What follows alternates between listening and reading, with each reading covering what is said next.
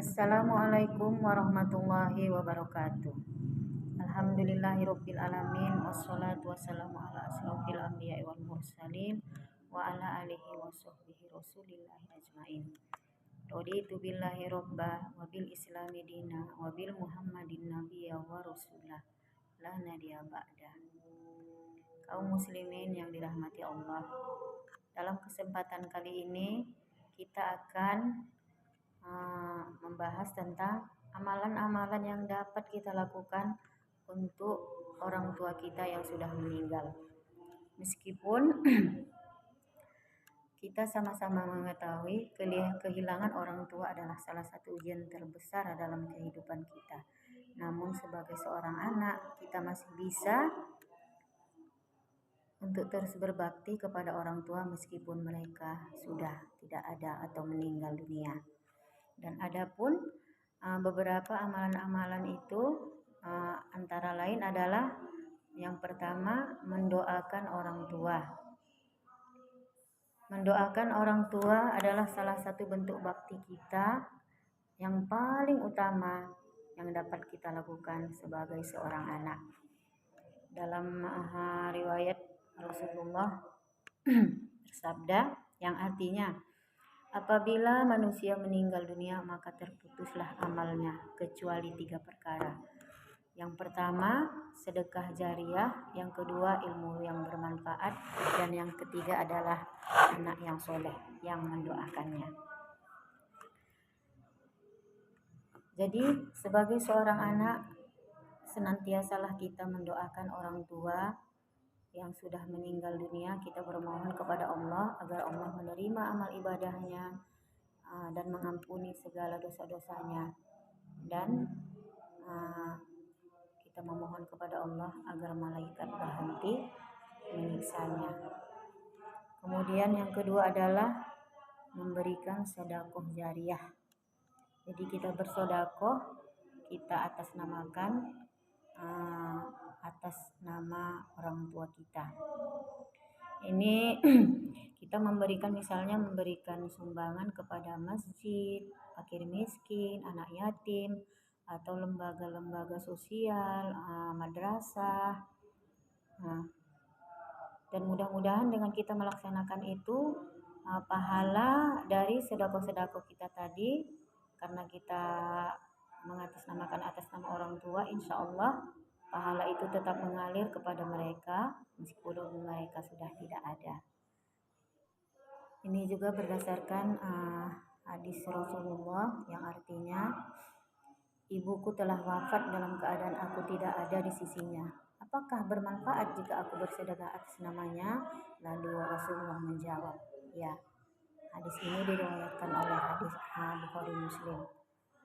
Kemudian yang ketiga adalah membaca Al-Quran dan menghadiahkan pahala-pahala dari bacaan Al-Quran tadi, kita hadiahkan kepada almarhum ayah dan ibu kita atau orang tua kita. Bisa kita pakai target ya, misalnya 1 bulan 30 juz, jadi 1 hari 1 juz. Kemudian yang keempat adalah melakukan ziarah ke makam orang tua. Ini juga merupakan amalan yang sangat dianjurkan. Hal ini dengan melakukan berziarah ke makam orang tua, hal ini menunjukkan rasa cinta dan hormat kita kepada mereka. Ketika ziarah, maka kita bacakanlah doa dan surah untuk mereka, dan mohonlah ampunan, rahmat dan kasih sayang Allah untuk mereka sebagai tanda ingatan dan kasih sayang kita kepada orang tua. Kemudian melanjutkan amalan baik kedua orang tua kita. Misalnya ketika orang tua kita masih ada atau masih hidup, beliau suka bersedekah kepada fakir miskin, anak yatim, atau beliau senantiasa melakukan puasa sunnah, maka kita bisa melanjutkan amalan-amalan tersebut ya.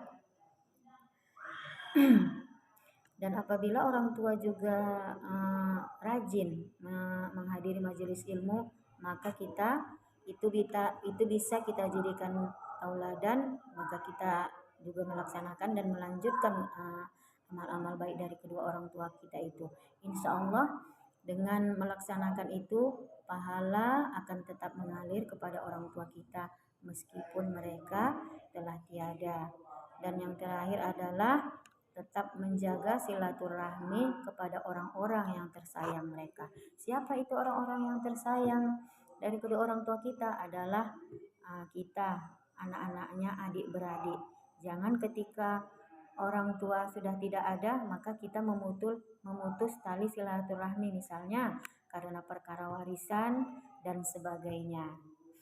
Nah, dengan demikian maka insya Allah orang tua kita akan tetap mendapatkan pahala yang berkelanjutan di alam kuburnya, dan Allah melindungi dan memberikan rahmatnya kepada almarhum kedua orang tua kita. Demikianlah, mudah-mudahan dapat bermanfaat bagi kita bersama. Lebih dan kurang saya mohon maaf. Wabillahi taufiq wal hidayah. Assalamualaikum warahmatullahi wabarakatuh. Bismillahirrahmanirrahim. Assalamualaikum warahmatullahi wabarakatuh. Alhamdulillahirabbil alamin, wassalatu wassalamu ala asrofil anbiya wal mursalin wa ala alihi wassohbihi rasulillahi ajmain. Raditu billahi robba wa bil islami dina wa bil muhammadin nabiyya wa rasulah la nadiya ba'dah. Amma ba'du. Pertama dan yang paling utama, marilah kita panjatkan puji syukur kita kehadirat Allah Subhanahu wa Ta'ala, yang mana masih memberikan nikmat dan karunia-Nya, diantaranya nikmat iman, nikmat Islam, serta nikmat kesehatan, sehingga kita dapat berkumpul di majelis ilmu yang kita cintai ini. Kemudian sholawat bertangkaikan salam tak lupa senantiasa kita hadiahkan kepada junjungan alam Nabi besar Muhammad Sallallahu Alaihi Wasallam dengan lafaz Allahumma sholli ala Sayyidina Muhammad wa ala ali Sayyidina Muhammad. Semoga kiranya kita adalah umatnya yang beruntung, yang mendapatkan syafaatnya di yaumil akhir kelak. Amin ya robbal alamin. Ibu-ibu yang dirahmati Allah, salah satu hak muslim terhadap muslim yang lainnya adalah menjenguk muslim yang lain yang dalam keadaan sakit. Dan adapun adab-adab menjenguk muslim yang lain dalam keadaan sakit, diantaranya yang pertama, niat. Niatnya itu semata-mata karena Allah. Jadi tidak boleh kita niatnya itu lain daripada karena Allah. Misalnya kita menjenguk saudara kita yang sakit itu hanya ingin usil ya, kepo, atau ingin tahu saja kenapa dia sakit. Nah, itu tidak boleh ya ibu-ibu ya. Karena Rasulullah bersabda, sesungguhnya perbuatan itu diterima menurut niatnya. Hadis riwayat Bukhari Muslim. Jadi perbuatan kita itu diterima atau tidaknya oleh Allah tergantung daripada niat kita. Kalau niat kita baik karena Allah, maka perbuatan dan amal kita itu akan diterima Allah. Tetapi apabila niat kita itu selain daripada karena Allah, maka niat dan amal kita itu tidak akan diterima. Lalu apa tujuan kita ingin menjenguk saudara kita yang sakit? Tujuannya salah satunya adalah memberikan semangat, menghibur agar dia memiliki atau mempunyai semangat ingin sembuh. Kemudian yang kedua, memperhatikan waktu. Jadi dalam menjenguk orang sakit ini kita harus melihat waktu. Jangan kita menjenguk ketika waktu istirahat atau waktu yang bertabrakan dengan waktu untuk pelaksanaan ibadah. Misalnya ibadah sholat. Misalnya sholat zuhur, sholat asar, sholat maghrib, dan sholat isya. Jangan ya. Ini juga Rasulullah bersabda, hendaklah salah seorang di antara kalian mengunjungi saudaranya yang sakit di waktu pagi atau waktu sore hari. Kita sama-sama tahu ya, kalau kita waktu pagi itu tidak ada bertabrakan dengan waktu pelaksanaan ibadah sholat wajib ya. Kemudian di sore hari, misalnya setelah asar. Itu ya ibu-ibu ya. Kemudian yang ketiga adalah menjaga aurat. Jadi ketika menjenguk orang sakit ini, kita harus menjaga aurat kita. Begitu juga dengan saudara kita yang kita jenguk. Maka ahli keluarganya harus menjaga dan menutup dan melindungi aurat saudara kita yang sakit tadi. Begitu pula kita yang datang, yang menjenguk, kita harus menjaga, menutup dan melindungi aurat kita. Yang keempat, membawa buah tangan atau oleh-oleh. Nah, ini sudah biasa dilakukan ya dalam kehidupan kita, dalam masyarakat kita. Menjenguk orang sakit, kita selalu membawa buah tangan atau oleh-oleh. Buah tangan ini bisa berupa buah-buahan, bisa roti, dan lain-lain. Seperti banyak kita ketahui ketika kita dalam keadaan sakit, dokter selalu menyarankan kita untuk mengkonsumsi atau memakan buah-buahan. Kadangkala ada juga sebagian menjenguk orang sakit ini membawa amplop yang berisi uang dengan tujuan agar uang tadi bisa dipergunakan untuk keperluan yang lain. Misalnya kita menjenguk orang sakit yang berada di dalam rumah sakit dengan amplop tadi yang berisi uang tadi bisa dipergunakan misalnya untuk membeli makanan untuk yang menjaga dan lain-lain. Kemudian yang terakhir adalah mendoakannya. Kita sama-sama mengetahui senjata umat muslim adalah doa. Jadi kita saling mendoakan. Doa ini bisa juga berupa bahasa Indonesia ya. Semoga Allah memberikan kesembuhan. Bisa juga dalam bahasa Arab dan doa yang biasa yang awam dibacakan oleh sebagian dari kita ya. Berdasarkan anjuran Rasulullah ketika menjenguk orang sakit, doanya adalah Bismillahirrahmanirrahim. Allahumma rabban nas azhil bil ba'sa asifi wa anta asisafi. Yang artinya, ya Allah Tuhan segala manusia, hilangkanlah penyakit ini dan sembuhkanlah. Engkaulah yang maha penyembuh. Itu ya ibu-ibu ya. Semoga bermanfaat. Demikian itu adalah beberapa adab-adab kita atau sopan santun kita dalam menjenguk saudara muslim kita yang lain yang dalam keadaan sakit. Mudah-mudahan bermanfaat bagi kita semua. Saya sudahi dengan billahi taufiq wal hidayah. Assalamualaikum warahmatullahi wabarakatuh. Bismillahirrahmanirrahim. Assalamualaikum warahmatullahi wabarakatuh. Alhamdulillahirabbil alamin wassalatu wassalamu ala asrofil anbiya'i wal mursalin wa ala alihi wa sahbihi rasulillahi ajmain. Raditu billahi rabba wa bil islami dina wa bil muhammadin nabiyya wa rasula la nadiya ba'da.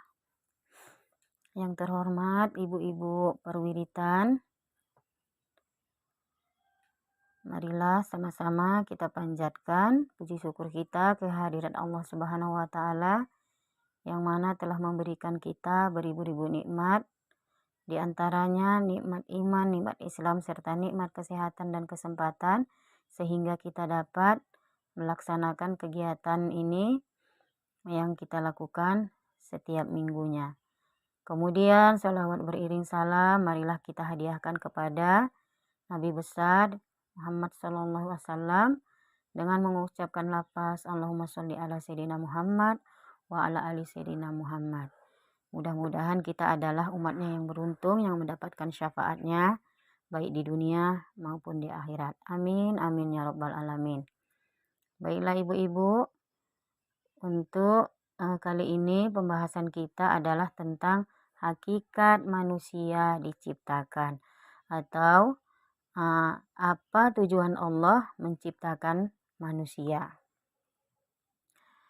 Yang pertama ya ibu-ibu, Allah menciptakan kita itu untuk beribadah kepadanya. Seperti firman Allah ya yang berbunyi, wa ma khalaqatul jinni wal ins illa liya'budun. Yang artinya Dan aku tidak menciptakan jin dan manusia, melainkan supaya mereka beribadah kepadaku.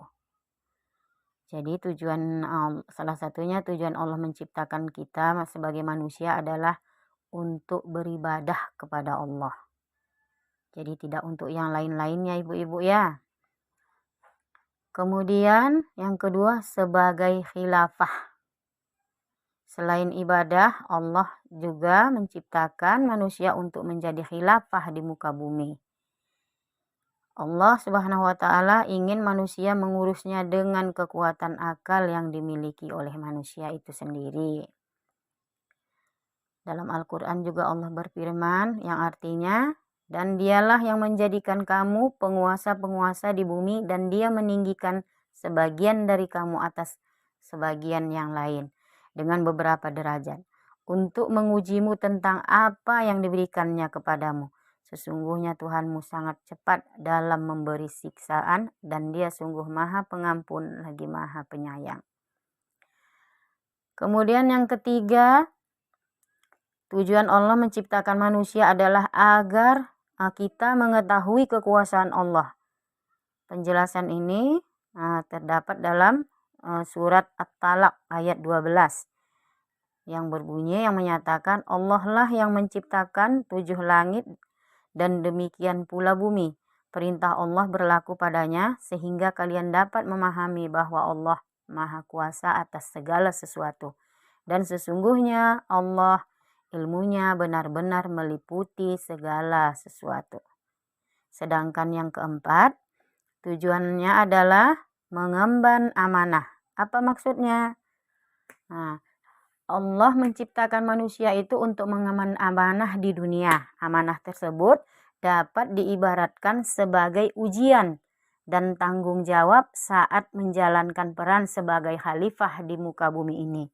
Jadi sebagai apapun kita, maka Allah menuntut agar kita bersikap amanah. Contohnya kita ya ibu-ibu, kita sebagai seorang istri, jadilah istri yang amanah. Sebagai seorang ibu, jadilah ibu yang amanah. Jadi apapun posisi kita di bumi ini, mudah-mudahan kita dapat menjalankannya dan mengembangkannya dengan amanah. Demikianlah ya ibu-ibu, mudah-mudahan bermanfaat bagi kita. Saya sudahi dengan wabillahi taufiq wal hidayah. Assalamualaikum warahmatullahi wabarakatuh.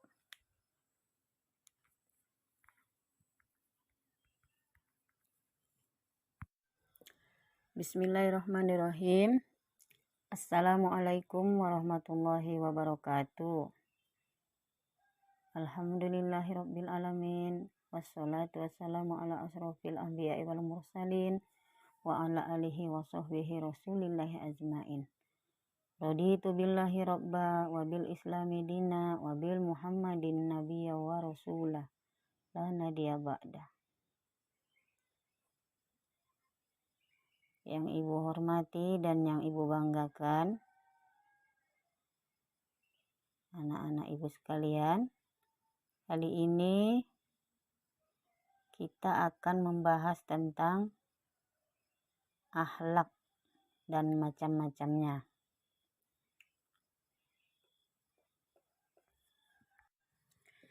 Akhlak merupakan tata kelakuan dan sikap seseorang yang mencerminkan kebaikan dan keburukan dalam tindakan dan perilaku kita dalam kehidupan sehari-hari. Akhlak juga mencakup sifat dan adab yang patut dipelihara dalam pergaulan. Pemahaman akan akhlak dapat membentuk kepribadian yang mulia dan berakhlakul karimah. Secara garis besar, ada dikenal 2 jenis akhlak, yaitu akhlak al-karimah atau akhlak terpuji. Ini adalah akhlak yang baik dan benar menurut syariat Islam. Yang kedua adalah akhlak al-mazmumah atau akhlak tercela. Akhlak ini tidak baik dan tidak benar menurut ajaran Islam. Baiklah, kita bahas satu persatu ya. Akhlak mahmudah atau akhlak terpuji ini meliputi sifat mulia. Contohnya, jujur, dermawan, sabar, ikhlas, dan bertawakal. Seseorang yang memiliki akhlak terpuji dan mampu menjadi teladan bagi orang lain dan memberikan manfaat yang besar dalam kehidupan bermasyarakat. Akhlak terpuji juga mencerminkan kesempurnaan karakter seseorang. Kemudian yang kedua adalah akhlakul mazmumah atau akhlak tercela.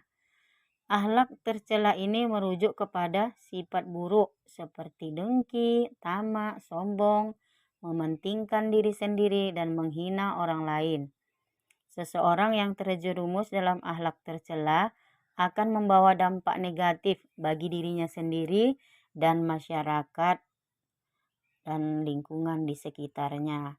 Akhlak tercela juga mencerminkan kelemahan karakter seseorang. Kemudian, apa pentingnya akhlak dalam Islam? Dalam Islam, akhlak memiliki peranan penting dalam membentuk keutamaan umat manusia. Rasulullah SAW adalah contoh teladan dalam menjaga akhlak yang mulia. Islam mendorong umatnya untuk senantiasa meningkatkan akhlakul karimah dalam kehidupan sehari-hari dan sebagai bentuk ibadah kepada Allah. Lalu bagaimana menjaga akhlak dalam kehidupan sehari-hari? Menjaga akhlak dalam kehidupan sehari-hari dapat dilakukan dengan mengendalikan nafsu, menjaga lisan, memberikan maaf, menolong sesama, dan menghormati orang lain. Dengan menjaga akhlak, seseorang dapat menciptakan lingkungan harmonis dan damai di sekitarnya. Jadi, dapat disimpulkan ya anak-anak ibu, akhlak merupakan cerminan dari kebaikan dan keburukan seseorang dalam tindakan dan perilaku sehari-hari.